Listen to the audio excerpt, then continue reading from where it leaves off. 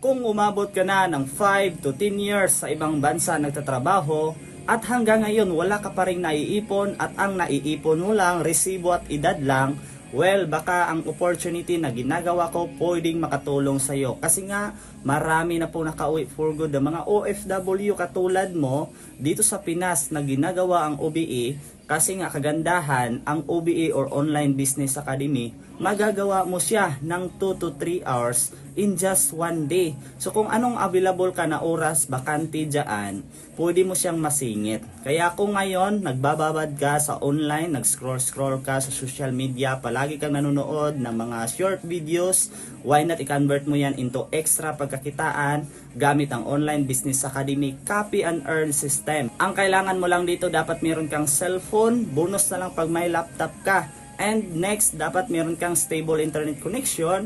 And syempre, dapat magkaroon ka na account ID. Kasi yung account ID, doon papasok yung kikitain mo na 20,000 up to 50,000 in just 1 month. Kahit part-time po. Kaya ngayon kung gusto mo na matutunan ito at gusto mo ding magkaroon ng extra income or side hustle, pag mag-alala, tutulungan kita dito, i-guide kita dito kung paano. Mag-comment ka sa comment section kung saang country ka ngayon nagtatrabaho para mag-guide kita at makapag-start ka na.